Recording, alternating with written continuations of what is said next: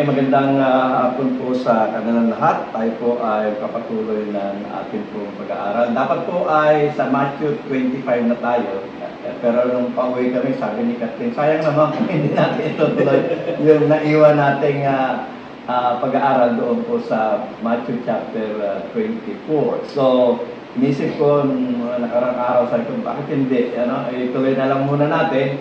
Sa susunod na po natin gagawin yung ating pag-aaral doon sa Matthew chapter 25. So, tayo ay narito sa Ebanghelyo ni Jesucristo ayon kay Matthew at tayo po ay nasa Matthew 24 part 2. Bakit part 2? Kasi nga itutuloy na natin po yung ating pag-aaral sapagkat ilang beses na natin pong inattempt na ito ay pag-isahin lang, pero sa dami ng mga talata, no? 53 verses po yon at marami pa tayong explanation, hindi talaga natin makaya na ito ay maituloy-tuloy natin. So, sa gitna na po tayo magbabasa at ang sabi po ng banal na kasulatan ay ganito. Ito po ay matatagpuan natin sa Matthew chapter 24 verse 29. Ganito po ang pagkakasabi ng ating Panginoon Kristo, darapat karak-arakan pagkatapos ng kapighatian sa mga araw na yaon ay magdidilim ang araw at ang buwan ay hindi magbibigay ng kanyang liwanag at mga lalaglag ang mga bituin mula sa langit at magsisipangatal ang mga kapangyarihan sa mga langit. So, kung tata natin, nagsimula itong Matthew 24 doon sa pinakikita yung templo at pinagyayabang ng kanyang mga alaga, yung kagandahan ng templo. Pero sabi niya, walang bato na may iwan sa kapwa bato na hindi ibabaksak dito sa templo ito. Ibig sabihin ng ating Panginoon Kristo, mawawasakin itong templo na inyong hinahangaan ay wawasakin. At doon nga ay nagtanong ang mga alagad, no? Sabi, kailan mangyayari ang bagay na ito? At kailan darating ang iyong pagbarito at ang katapusan ng sanlibutan? At naipaliwanag naman natin yon na hindi po katapusan ng sanlibutan yon, kundi ito ay yung katapusan ng kanilang generation, no? Katapusan ng lahi ng Israel. Ang sinasabi doon na doon ay ibabaksak, no, na ang templo ng Jerusalem. No, kasama siyempre yung city of the Jerusalem doon sa pagkabaksak ng templo. At ang tanong ng mga alagad ay anong sign? No? At pinakita ng ating Panginoon Kristo kung anong sign para malaman nila, no? Kapag nakita nila yung sign, alam nila na ito na yung araw, no? So, ang sabi ng ating Panginoon Kristo, pag nagsulputan na ang mga bulaang propeta, no, ang mga bulaang Kristo, no, yan ay isa sa mga sign. At isa sa mga sign ay yung pagkakaroon ng agutom. No, isa sa mga sign ay yung pagkakaroon ng mga lindol. No, yan yung mga sinabi ng ating Panginoon Kristo na sign na dapat paghandaan ng mga alagad para sa ganun alam nila kung kailan ito darating. Sapagkat sinabi ng ating Panginoon Kristo, wala naman nakakaalam kung kailan ito darating. Maaari ito dumating kailanman, ano? Kung kailanman ito darating ay walang makatatantya. Walang pinagsabihan ng Ama kung kailan niya ito susuguin ang ating Panginoon Kristo sa pagdating ng bagay na ito. Kahit sabi niya, kahit ako nga, anak ng Diyos ay hindi ko alam kung kailan ito isa sa katuparan. Ngayon, binasa natin yung 29 at dahil nga doon sa tanong na kailan ang katapusan ng sanlibutan, itong talatang ito ay pinaghihinalaan na ito nga yung katapusan ng sanlibutan sapagkat dito ay sinabi nga na magdidilim ang araw, no? Ang buwan ay hindi na magbibigay ng liwanag, no? So, miski ang mga scientists, sinabi talagang ang araw ay biglang lalaki yan, ano? Parang supernova. Pagkatapos yan ay dadala yan ng matinding init. Pagkatapos yan ay yan ay biglang mawawala ng liwanag at nga yan ay magiging dark hole na naman, no? So talagang siyempre kapag yung araw natin ay nawala na at naging black hole na yan, lahat sisip-sipin na yan. No, sensitive na lahat. Aagawin na lahat niya yung mga parang vacuum yun eh. Naaagawin lahat yung mga salt yung nasa kanyang system, no? Yung mga planeta na nakadikit sa kanya, aagawin yun. So, totoong mangyayari yun at yun ang kalkulasyon ng mga scientists. Kaya pag binabasa ito ng talatang ito, ay yun ang ang hinala nila na magkakaroon na ng end of the world. Pero hindi yun ang pinag-aralan natin, hindi yun nasa isip ng mga alagad at ng ating Panginoon Kristo. Ito pong mga talatang ito pong mga phrases na ganito na magdidilim ang araw at ang buwan ay hindi na magbibigay ng liwanag. Yan po ay mababasa natin doon sa Old Testament. At yan, kapag yan nababanggit, ito ay may kinalaman doon sa judgment ng Diyos. Nakakapyawan rin natin yan noong nakaraang pag-aaral natin noong nakaraan. At miski doon po sa Acts 2 ng ma-establish yung ating church, no? At church ng ating Panginoon Kristo, na kung saan ay dineclare ni Peter na ito na ang katuparan ng sinasabi ni Joel, no? Na kung saan ay ibubuhos ng Diyos ang kanyang espiritu sa lahat ng laman. Ibig sabihin po yun, ibubuhos ng Diyos ang pagliligtas sa lahat ng laman. Pero sa bandang huli ng talata, sinabi rin ni Joel na na the sun will be turned to darkness and the moon to blood before the coming of the great and dreadful day of the Lord. At yan, napansin natin, magbibigay doon sa Acts 2 na dinideclare ni Peter na ito yung katuparan na sinasabi ni Joel, yun ay ang pagbubuhos ng Espiritu Santo. Pero pagkatapos ng pagbubuhos ng Espiritu Santo, meron rin isang event na that the sun will turn to darkness and the moon to blood before the coming of the great and dreadful day of the Lord. At yan yung destruction of Jerusalem. Okay? So, pag may pinabasa tayong ganito, ito ay may kinalaman sa destruction.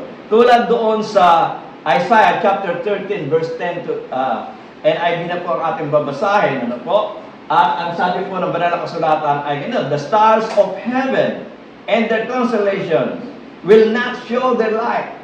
The sun, or the rising sun will be darkened, and the moon will not give its light.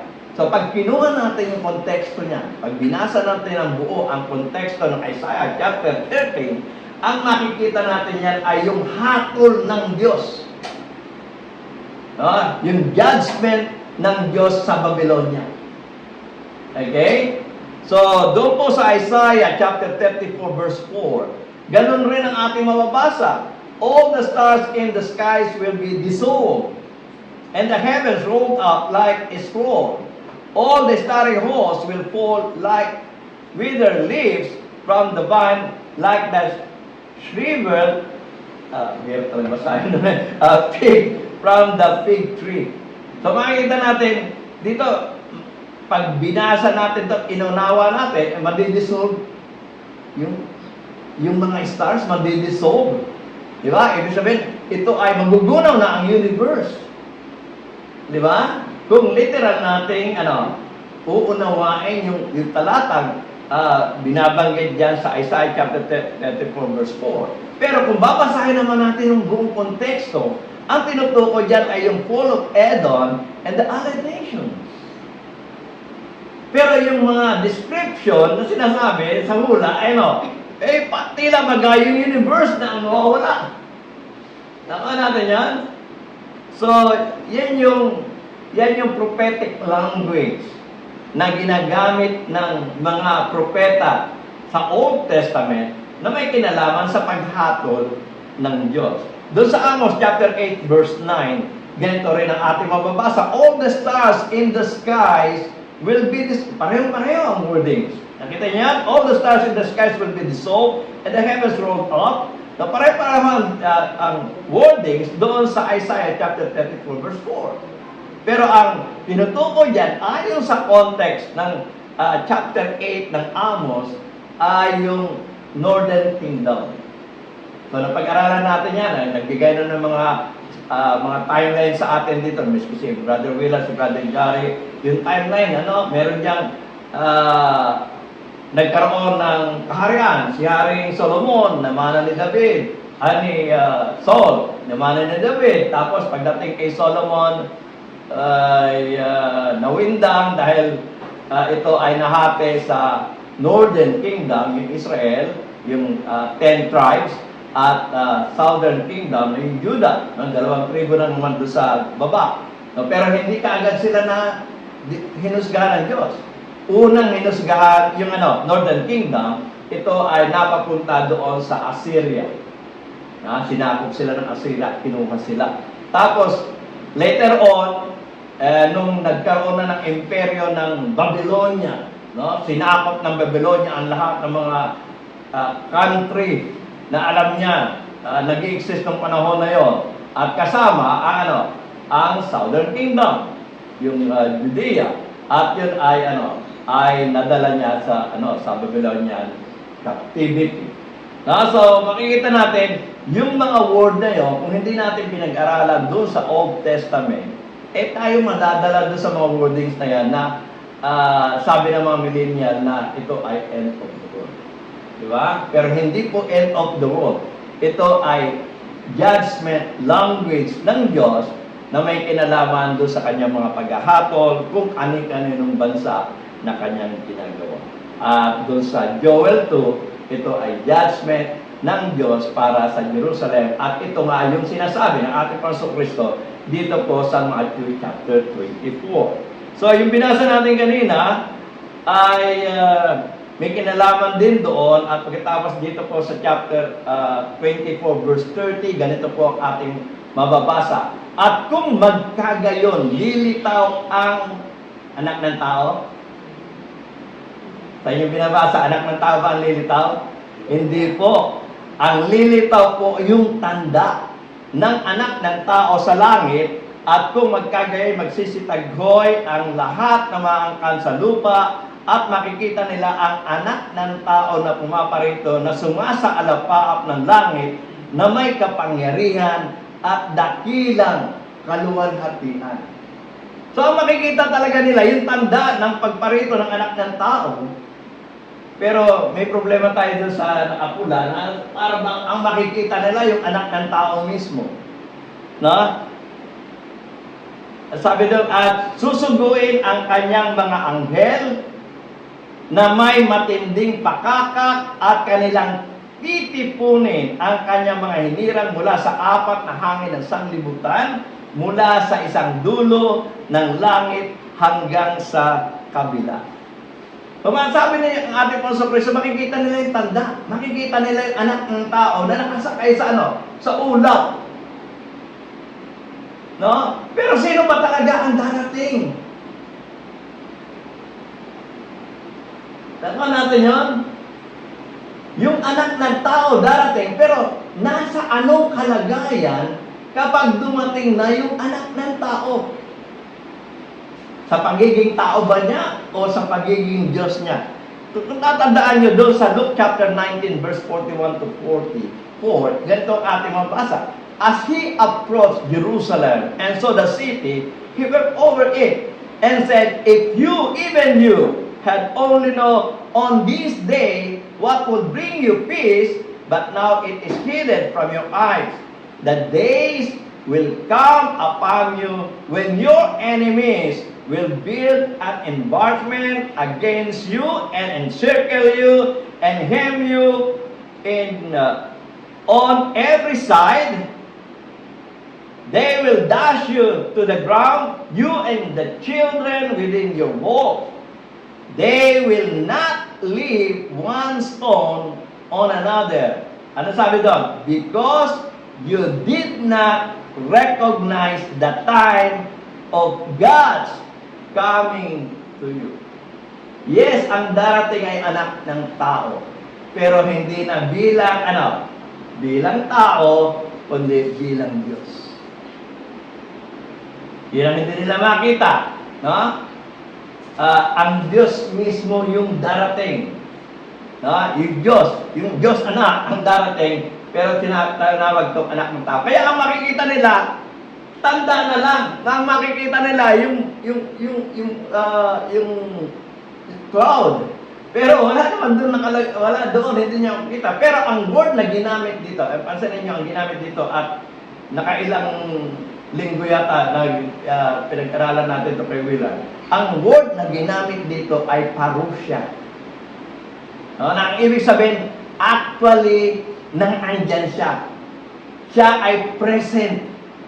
Pero hindi mo makikita. Bakit? Hindi naman siya visible eh. Bakit? Hindi naman siya yung anak ng tao. Yung si Jesus na ating nakita rito. Kundi yung yung anak na tao bilang bilang Diyos na. Bumalik na siya doon sa langit di ba? Ibinigay na sa kanyang muli ng Diyos yung kaluwalhati ang dati niya ng tinatamasa. Kaya nung siya ay dumating para hatulan ang bansang Israel o ang Jerusalem, dumating siya bilang hindi na tao, kundi bilang Diyos na. So, hindi actual na makikita. Kaya yun yung hinahanap nila eh. Di ba? Hindi, wala naman dumating doon sa... Nung 70 AD, wala naman dumating na Jesus doon. Ang dumating doon, ang mga Roman army. Tapa natin yan? Sinugo ng Diyos yung Roman army para isakatuparan yung hatol niya sa Jerusalem. Okay? So, walang actual na yung sinasabi nila. Kaya na pinapasok nila doon sa future kasi nga, doon raw sa future, actual na bababa ang ating Panginoon Kristo bilang tao at maghahari dito sa lupa. Hindi po ganon.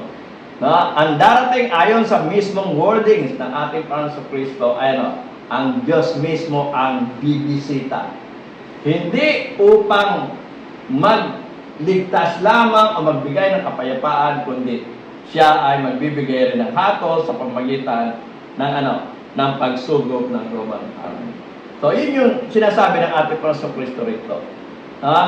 Ang sinasabi dito ay darating siya nasa cloud No? Walang pwedeng sumakay sa cloud maliban ang Diyos. At tao hindi pwede makasakay sa cloud. Pumunta tayo sa Baguio na kung saan ay kadikit na, no? Hinahalikan na ng cloud yung earth, no? Yung lugar ng Baguio. Pero pag dumaan ka doon, ang makikita mo lang yung fog, di ba? At hindi ka pwede sumakay. Natin yan, hindi ka makakasakay. Ang makakasakay lang doon ay spiritual being. At yun nga ang Diyos. Tatandaan nyo doon sa Exodus chapter 13 verse 9. No? Makikita natin, sabi ng ating Diyos, nakaharap niya si Moses, and sabi niya, and the Lord said to Moses, behold, I come to you in the thick cloud. Okay? That the people may hear when I speak with you and believe you forever. So Moses told the words of the people to the Lord. So makikita natin, ang Diyos yun. Kapag ang Diyos ay pupunta, nakasakay siya sa cloud. Okay?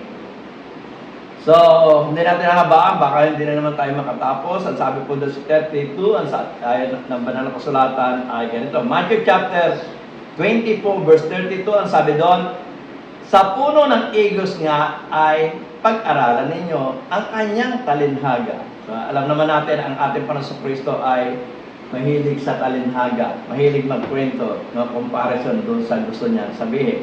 Okay, pagka nananariwa ang kanyang sanga at sumusukling ang dahon, ay malalaman ninyo na malapit na ang tag-araw. Di ba yan ang usual na nangyayari kapag nakita niyo puno ng igos, no, naglaglagan yung mga dahon niya. May puno kami doon. Okay, yung klase puno yun. Dumarating yung panahon na, ngayon, panahon ng laglag. Nalalaglag yung dahon niya.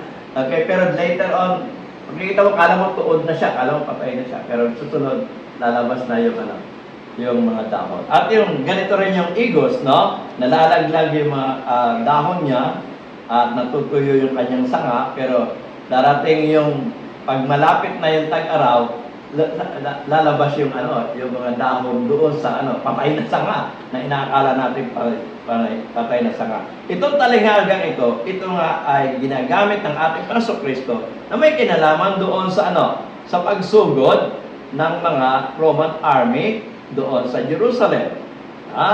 Ang sabi doon ay ganito, Matthew chapter 24 verse 33, ganito po ating mabasa. Gayon din naman kayo, pagka nakita ninyo ang lahat ng mga bagay na ito, ay talastasin ninyo na siya ay malapit na nasa mga pintuan na. Diba? Kapag naghingi kayo ng tanda, binigay ko sa inyo yung mga tanda. Pag nakita nyo na yung mga tanda ibinigay ko sa inyo, ibig sabihin, malapit na nga. Ibig sabihin, pasugod na. No? Ibig sabihin, hahatulan na ng Diyos ang bansang Israel, gigibain na ang city of Jerusalem, gigibain na ang temple. Okay, so nakita nyo yung context na binabasa natin, laging, hindi naman sa end of the world no? Laging pagbaksak doon sa sa templo ng Jerusalem. Okay, Luke chapter 21 verse 20. Ang dating Biblia na po na nalimbag noong 1905, ang ating pong babasahin, ang sabi po ng banal na kasulatan ay ganito. Dapat pagka nakakita ninyong nakukubkub na ng mga hukbo ang Jerusalem. Ayan, hayagan sinabi ni Lucas na ito may kinalaman doon sa destruction of Jerusalem dahil kinukubkub na ng mga hukbo ang Jerusalem. Kung magkagayo'y talastasin ninyo na ang kanyang pagkawasak, ano sabi? Malapit na. Ano tinutukoy na pagkawasak na? Pagkawasak ng mundo? Hindi po. Pagkawasak ng city of Jerusalem, pagkawasak ng templo. Okay? So, sabi diyan, katotohanan sinasabi ko sa inyo, Matthew chapter 24 verse 34, hindi lilipas ang lahing ito hanggang sa maganap ang lahat ng mga bagay nito. So, ang tinutukoy dito na paglipas ng lahi, yung generation na nila, the last generation ng mga Hudyo, na ito ay totoong lilipas na. Pero lilipas ito, malalaman nyo na ito ay lilipas na kapag nakita nyo na yung mga tanda na sinasabi ko na mangyayari. Kapag nangyari na ang lahat ng mga bagay nito, itaga nyo sa bato, siguradong lilipas na. Lilipas na ang lahing ito. Okay, so sa 35, ang sabi po ng banal na kasulatan ay ganito, ang langit at ang lupa ay lilipas, dapat ang aking salita ay hindi lilipas. So, gumamit siya ng idiomatic expression, kaya lang, pag ito nababasa ng mga millennial, ano sabihin? O yan, nakita nyo, lilipas ang langit at lupa no? O, sabi pero ang sinasabi ng ating Panginoon Kristo, exaggerated daw. Mga salitang exaggeration, na kung saan ay sinasabi niya, kung lilipas ang langit at lupa, pero yung aking salita, hindi lilipas. Ang ibig sabihin, kung ano ang aking sinabi, tunay na tunay na magaganap. Okay? Tunay na magaganap. So, hindi niya literal na sinasabing lilipas nga ang langit at ang lupa. Kaya lang siyempre, kung ikaw ay isang millennial, kapag binasa mo ito, ang iisipin mo ay, end of the world na nga. Bakit? Lilipas mo ang langit at lupa Pero, aalis ka na ngayon sa context, no? Sa context, paulit-ulit, ang sinasabi ay, destruction of Jerusalem. Sabi diyan, ngunit tungkol sa araw at sa oras na iyon, walang makakaalam. Kahit ang mga anghel sa langit, kahit ang anak, kundi ang Aba lamang. Kung end of the world yan, alam niya ng anak. Bakit? Nandun na siya sa langit Nagkakausap na sila, hindi na niya ginagampanan yung pagiging tao. Naman natin yun, kung end of the world, alam ng anak yun. Pero ngayon, yung sinasabi niya, hindi siya nasabi ng ama, kung kailan darating niya, alam na ng anak ngayon. Bakit? Nung 70 AD, nakita niya na ito ay nagkaroon na katuparan. Pero nung actual na sinasabi niya, yung time na sinasabi ng ating Panginoon Kristo, kung kailan mangyayari yung end, kung kailan mangyayari na wawasakin ng templo, hindi alam ng anak. Hindi niya alam. Kasi nga, yung panahon na yun, sinasabi niya, siya ay tao. Okay? Kaya nga sinasabi ko, yung pag nag-aamon sa akin, sa atin kung sino man ang nag-aamon sa atin, na pagtutunayan niya, tao si Jesus. Hindi siya lalabanan kasi tao na si Jesus. No? Pero, ang lamang natin sa kanila, alam natin, Diyos, si Jesus. No? Diyos yung anak. Yung anak ng Diyos ay Diyos. No? Pero nandito sa lupa, ginampanan niya ang pagiging tao. Hindi siya nagsisinungaling noon. Hindi niya dinadaya ang tao. Hindi siya actor lang. No? Meron tayong mag-act ka lang na tao ka. Hindi ganon. Ang inutos sa kanya ng Diyos ay maging tao ka. Ipinaghanda pa nga siya ng katawan Ano yun sa Hebrews chapter 10. Pakibasa nga po. Siguro banda Hebrews chapter 10. Kaya lang, medyo mahaba-haba, hindi ko makuha yung ating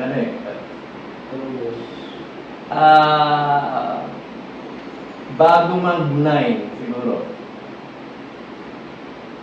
Isang katawan ang inihanda ko. Ayun, mga nasaan lang, mga 3, 5, gano'n. Siguro, basahin mo na diretso. Pinaghanda siya ng katawan ng Diyos.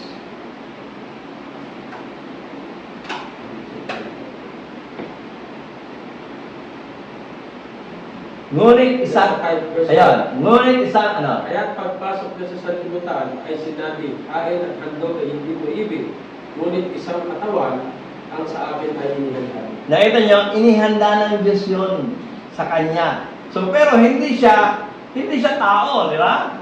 Siya ay Diyos, pero nung siya ay nakipagkausap na sa Diyos, sa kanyang Ama, na bababa ka doon bilang tao, nakahanda na doon yung katawan mo. Tama natin dyan? Nakahanda na doon yung katawan mo. Lalagay natin kay Maria. Isisilang ka ni Maria, tao, dahil ang ilalabas ni Maria, tao. Nakawa natin yan? So, hindi siya Diyos na nandito sa lupa. Siya ay tao. Pero, siyempre, pagbalik niya sa langit, Diyos siya. Nakukuha niyo po ba? So, hindi po naniniwala na hindi Diyos si Kristo at Diyos si Kristo. Pero nandito siya sa lupa, ginampanan niya ang pagiging tao. Okay? Ito, hinubad niya. Basahin natin yun sa Pilipos. Okay? Sabi niya, kahit taglay niya ang kalikasan ng Diyos, Pilipos chapter 2 verse 6 to 8, ang sabi niya, kahit taglay niya ang kalikasan ng Diyos, hindi niya ito ipinagpilitang manatiling kapantay niya ang Diyos. Ang tanong, kapantay niya ang Diyos o hindi? Kapantay niya ang Diyos. Pero nung siya ay dito na sa lupa, hindi niya na pinagpilitang kapantay niya. Nakita niya yan? Ano sabi? Sa halip pusa niya itong binitiwan ng pagiging kapantay ang Diyos. At namuhay ng isang alipin, ipinanganak, bilang tao. Okay? At nang siya'y maging tao, nagpakababa siya at naging masunurin hanggang kamatayan, maging ito man ay kamatayan sa so, talagang ang hirap na sakripisyo nun. Doon sa langit, pinaglilingkuran ka. Tapos sasabihin sa'yo ng Ama, baba ka sa lupa. Pero wala na yung paglilingkod ng mga anghel. Di ba? Iba ka na ron. Makikisalaguha ka sa kanila. Kung ano sila, ganun ka rin. Ikaw ay magiging tao. Ba natin yan? And the word become flesh. Di ba? Pero yung word na yun, na become flesh, na sinabi noon ni Juan doon sa John chapter 1, verse 1 to 3. Di ba? Ang sabi doon, in the beginning was the Word, and the Word was with God. Di ba? And the Word was God.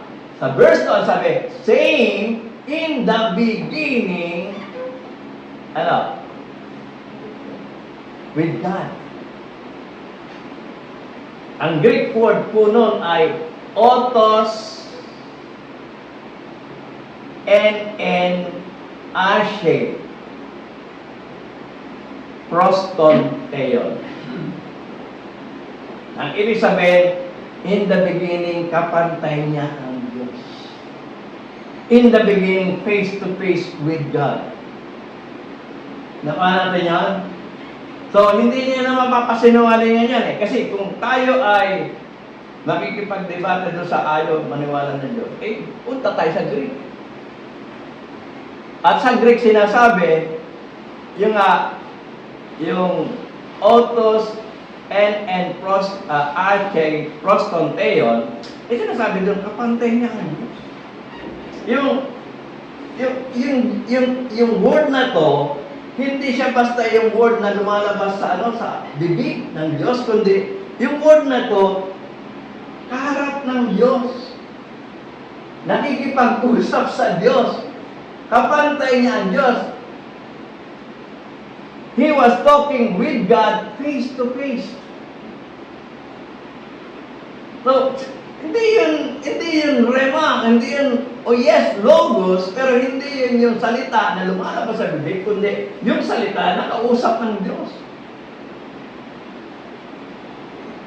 Nakuha natin yan? So, hindi natin inasantabi yung pagiging Diyos ng ating Panginoong Kristo. Ang sinasabi natin, talagang tama yung kanilang plano ay maging tao ang kanyang anak at makasalumuha natin dito. Hindi tayo magkakaroon ngayon ng alibay. No? Tao lang ako natural, nagkakamalin, kakasala. Tao yun. Kaya natin yan? Tao nga ito Ibinabasa natin dito sa madalas yung 1 Peter chapter, madalas yung 1 Peter na binabasa natin. Andito yan, dito sa banda rito. Di ba? Tao siya Nandun ba? Ang nakalagay, anong talata yun? 1 Peter chapter 2 verse 21. Pakibasa nga po. 1 Peter. 1 Peter chapter 2 verse 20-21.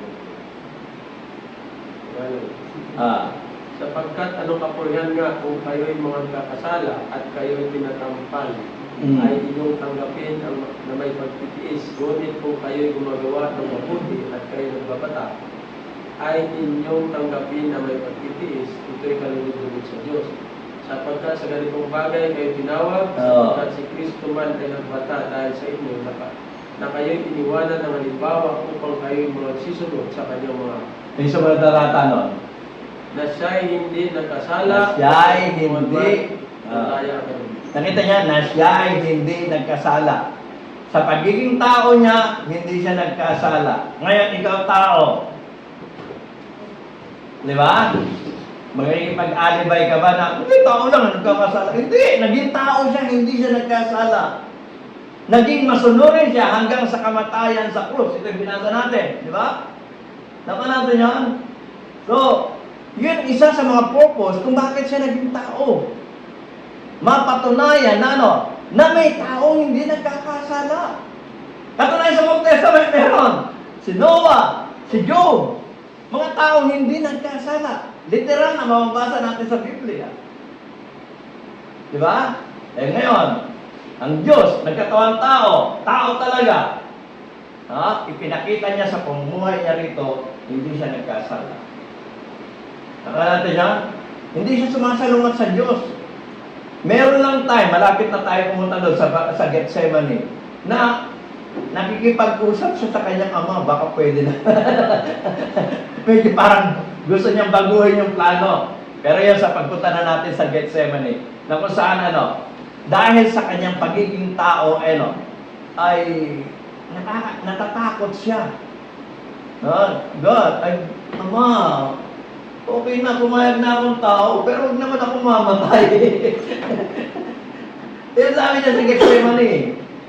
Katunayan, nung mamamatay na siya, talagang todo-todo yung yung pag-iyak niya.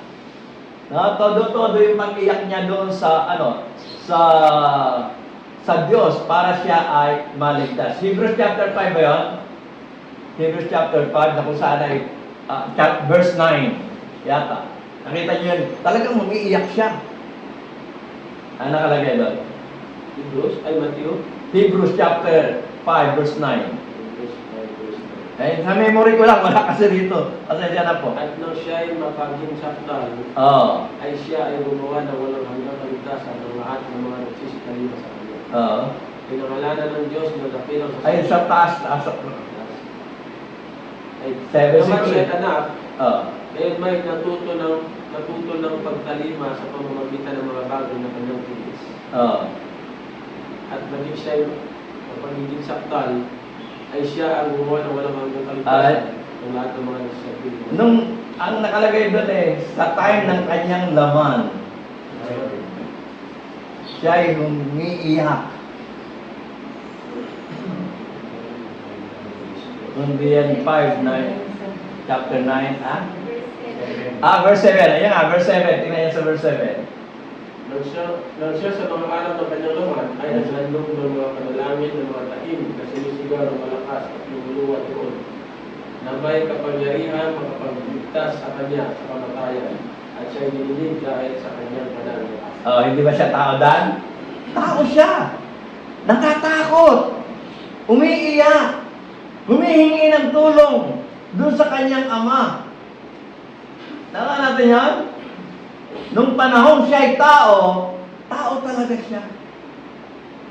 Nakagaya natin. Na may takot sa kamatayan. Pero pumayag siya, anak, pupunta ka sa lupa, mamatay ka. Di ba? Nakuha natin yan. Kuminsan meron mga plano tayo sa tatanggapin natin yung plano, tatanggapin natin yung arrangement, pero pagdating na nahihirapan tayo, parang gusto natin umayaw, diba? Gusto natin mag-resign. Ganun na ating proseso pa naman yan. Naupa natin yan. Talagang actual na tao siya nung siya ay dumating dito sa lupa. Pero nung yung destruction of Jerusalem, hindi na siya tao. Di ba? Sapagkat sumakay na siya sa ulap Ang sumasakay lang sa ulap ay Diyos. At doon siya nagdeklara ng pagkagunaw ng destruction of Jerusalem. Nagkakaintindihan tayo ron. Okay? Nagkakaintindihan niyo po. So, tuloy natin ang pagbasa. At kung paanong araw ni Noe, gayon din naman ang pagparito ng anak ng tao. Okay? Anong nangyayari nung panahon ni Noe? Sabi niya, sa paggaya ng mga araw bago magunaw, sila nagsisikain, nagsisinom, nagpag-asawa, at pinag-aasawa hanggang sa araw na pumasok si Noe sa daon. So, yung araw ni Noe, normal lang na buhay. Kung ano yung buhay nila, yun lang. Kumakain, umiinom, di ba? Nagkasipag-asawa, kung ano yung normal life. Hindi nila iniisip yung sinasabi ni Noe na nagugunawi ng mundo. Ang magitan ng tubig, pinagtatawanan pa nila sa Noe. Di ba? Hindi nila alam kung kailan darating. Pero biro mo, doon sa pelikula nga, pinagtatawanan nila sa Noe dahil araw na araw. Araw na araw. Gagawa ka ng daon dito pa sa sa mataas na lugar. Di ba? Pero, totoong nangyari. Hindi nila alam, pero nung dumating, wala na sila. Hindi sila makakaligtas. Okay, gayon rin ang sinasabi ng ating Panginoon. Verse 39, at hindi nila nalalaman hanggang sa dumating ang paggunaw, at sila ay tinangay na lahat, at gayon din naman ang pagparito ng anak ng tao. Nababasa natin pagparito, hindi po yung second coming, pagparito. Kung yan ay second coming, sasabihin ng ating Panginoon Kristo ang kanyang ikalawang pagparito. Kundi yan ay yung pagparito niya bilang bilang hukom na huhukom doon sa Jerusalem. Verse 40. Kung magkagaisa sa bukid ang dalawang lalaki, ang isa'y kukunin at ang isa'y iiwan. So sasabihin na naman nila, ay, rapture. Hindi po yan rapture. Panahon yan ng gera. Panahon na kung saan ay lumulusob ang nakikipaggera ang mga Israelita sa sa Babylonia, yung mga army. So, anong nangyayari? Naagaw yung ibang kasama nila. Dalawa sila, nang-aagaw yung isa naman sa bilis, nakakatakas. Ganun rin yung sa babae. 41. Dalawang babae nagsisigiling ng isang gilingan, ang isa'y kukunin, ang isa'y iiwan. Okay, verse 42. Okay? Ang sabi ng banal na kasulatan ay ganito, magpuyat nga kayo sapagkat hindi ninyo nalalaman kung anong araw paririto ang inyong Panginoon. Okay? Ang mahalaga, alam natin darating siya. Yung ang sinasabihan niya yung mga Israelita, ang mahalaga, mga alagad ko, alam niyong darating ako. Pero hindi siya sabihin sa inyo kung kailan darating. Sinabi na nga, hindi alam ng Meski Angel, hindi alam. Pero ang dapat, kung hindi mo alam kung kailan darating, ang dapat everyday, handa ka sa kanyang pagdating. Kasi ang nangyayari, kung alam mo ang pagdating, tsaka ka lang naghahanda. Natin yan? Tsaka ka lang naghahanda ng mga bagay na dapat mo ipaghanda. Okay? Sa 43 sabi, dapat ito'y talastasin ninyo na kung nalalaman ang puno ng sambayan kung anong panahon darating ang magnanakaw, ay siya magpupuyat at hindi niya pababayaan tigubagin ang kanyang bahay. Ayun nga, sinasabi ng ating Panginoon Kristo, pag sinabi sa inyo, doon lang kayo maghahanda. Ang sinabi sa Miyerkules na kayo maghahanda. Di ba? Pero kung hindi sasabihin, everyday maghahanda kayo. Okay? Pero sinabi ng ating Panginoon Kristo, tunay na mangyayari ito. Ang binigay lang ng ating Panginoon Kristo ay yung mga tanda na kung saan ay malalaman yung darating na bagay. Kaya sa 44 sabi, kaya nga kayo'y magsipaghanda na sapagkat paririto ang anak ng tao sa oras na hindi ninyo iniisip. Yan, madalas tayo makarinig ng sermon, di ba? Malay nyo, linggo dumating, tapos wala kayo sa church. Madalas yan sinasabi. At yan, miski doon sa ibang mga pangkating panahon, yun ang lagi nila sinasabi. Uy, may gera sa di ba? Ay malapit na dumating ang Panginoon. No? Ngayon, baka naman linggo dumating, tapos absent ka, paano ka na? Mga ganun ba? Kasi nga, hindi natin iniisip kung kailan darating. Hindi natin maiisip kung kailan darating. Pero alam natin, alam nila, sila pala ang sinasabihan, alam nila kung kailan darating sapagkat ibinigay na ng Diyos yung ng ating Panginoon Kristo yung sign, yung mga tanda.